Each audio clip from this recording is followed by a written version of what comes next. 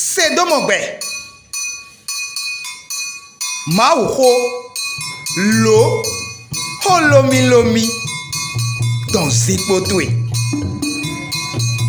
Déjà il fait.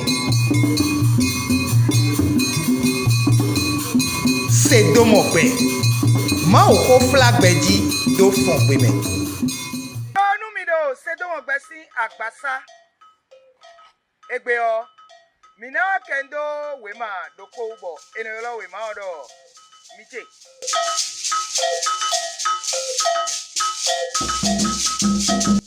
Michée si wema o. Ile mi kotungbon. Ndoda idoto. Pevile si wema doko e. Bon, ile etigbonu. Ndoda idoto le bikwiyo. Me wala wema o esi iko jewe wema o égrenons. Iko Michée ne o edesi Mikai ame. Allo Mika ame. O Mika ene o na time o edo yedo. Me we kadi akluno.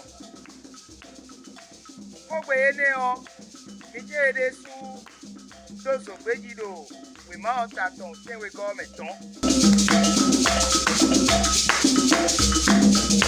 wetanu we ma ene o ekayi nwala numina do epo we nu autant katon comment bon enaji Jésus kaka so ije epo we nu autant kan we ko bon enaji Jésus o we mane yi nwala we sombo edo nu mo koto ewe ndole edo emi wa sodo jotam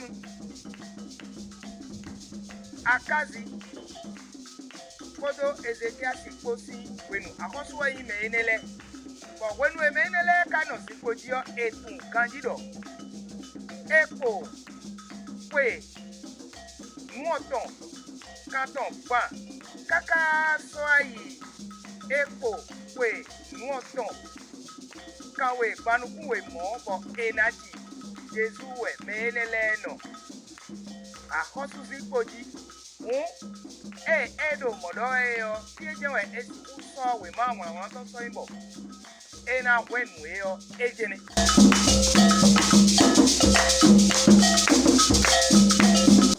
kota tekai kota taji do we ma mo kotome Michée ze kwido nde glo u ganu le bio we dida we enai lo eyi ekada we wa yolo e ma level for me foi o elevo kendo fofo allo e me da we na yo ye wa nu indobo ekwe yo eno level yo le bono yiri yo o me yi mo koto Michée level kende Michée ne o ina dodo ekodo Ezayi ko we wa sodo kweru kwonu Ezayi kai medebo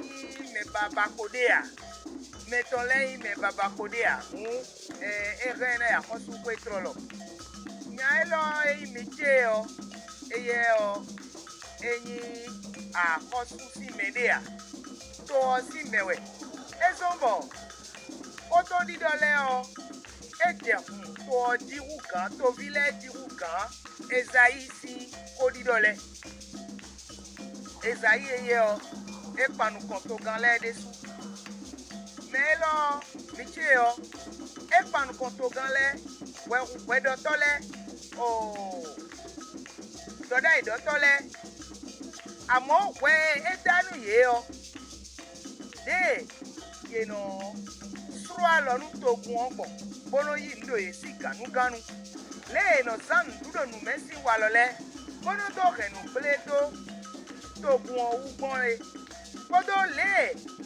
ye no koto me bono sro alonu me gbon wo bijewe edo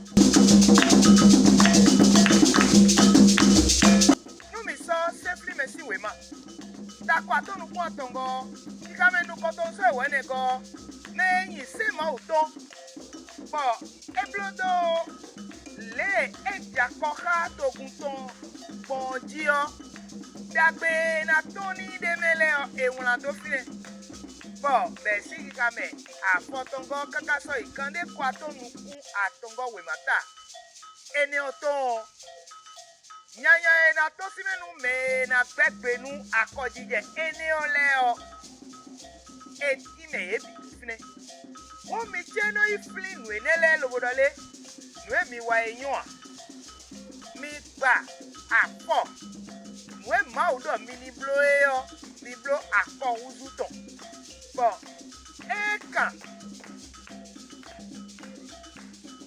unje meji mi han igbe e kan mo wo sise kodo ayika ko mi han igbe lobo mi ponu fo sisa kodo mo sise kodo nu floko kede ene we zombo mo ma fo da wenu mi o wetonjo ene we zombo mo na semi do kan mo gbenu mi ma fli gandido e ko pe nu oton kanton nu kunwe ewe togun totaligbétan lọ́dọ̀ Israeli bọ̀ tóun kú tó ń Samali ọ àsìlí gbẹlẹ wa kúlọ̀ yìí sọ ìkànnì ọgbẹ́nu àṣẹ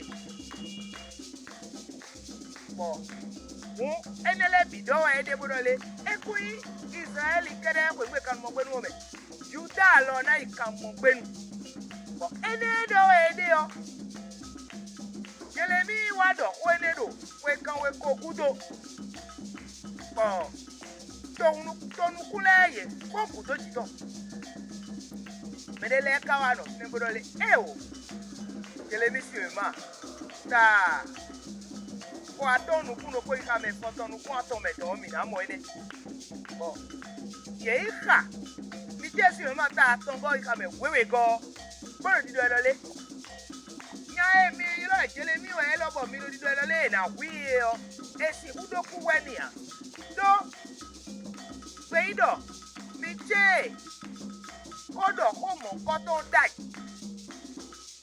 Bodole, Jerusalem,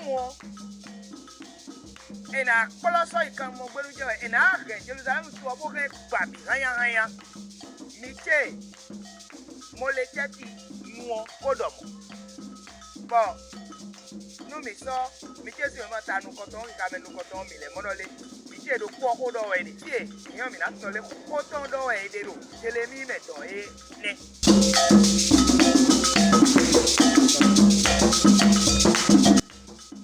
tu nyauli we ma ton e wa ilo e na khle pe obidole se ma o tonu me yo se o je wa eloko yin mo pe e ma ise o ma o no do banu me Mau yin mau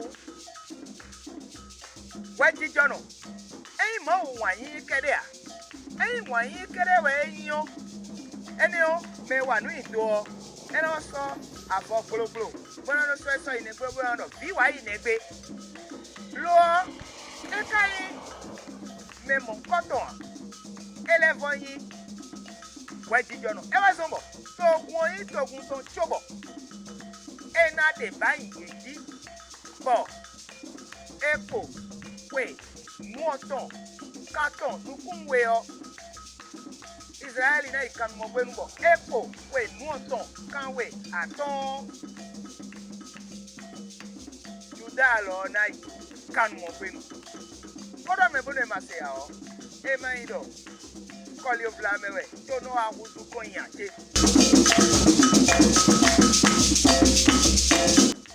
metele kai betonu kunde ji edo we ma mo koto mele ina mo mi chede suno bomo a hosu atondele jotam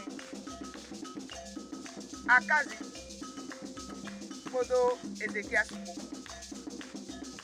newe klisu kai di de khle kono we ma eneme ene klisu khle di Israeli si me huleto ede khle di Akosu ena jodo Bethlehem. Michée sur ma taton il kamè nous quand on se wego. Ko fiene we. Me ma o kozo ato alo ma o to ato we tonu le o. Elo du kamero fite we. E kadole enaji. Mwen ganton de aji yo. Yeyi pe ni bodole Bethlehem we enaji de. Ma o donu mi dole. Esaïe kodo Michée kwa edon dedo. Jede te tianche. Elede. Jésus kledo. We maman koto medi. Menawa.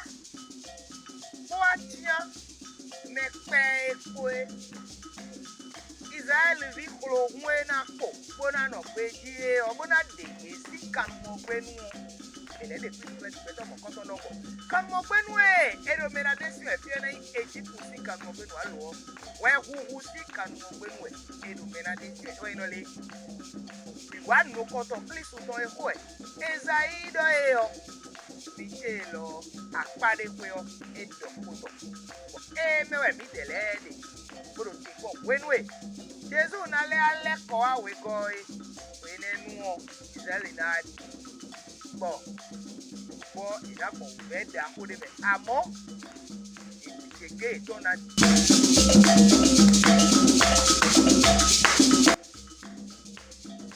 ma ou a fait nous wedding. Bon, we ka di nous Jésus e yo. Ne we connaissant autant bon. Alors blodi Israeli we ne nous tondo wache. Ama connaissez comment autant pour nous donner nous flodi pom. Comment sono do to hotia. Ei mo. Ko leko. We wuli ma o ma pe. Lo le kon wa lo to e. E mai mo a. Ma o si ba o. E na bo we a me. E mai mo a. Ma o si ba o. E na continue je a me. We me karo pipo mi edi. Ko ma ka ko tun Jésus alo. Ene ma ka do gedene. Nlanu nu mi po.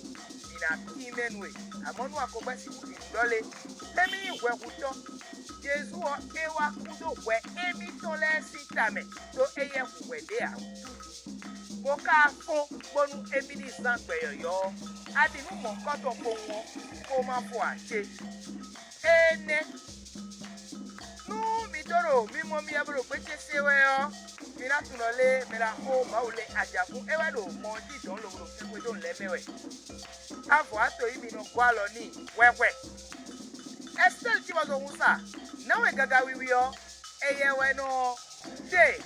Nu vi e masi to di alesi. Ye elo le mebo. Minu amo mi dele. Lobo no sekwe ton. Podo. Ye ipo.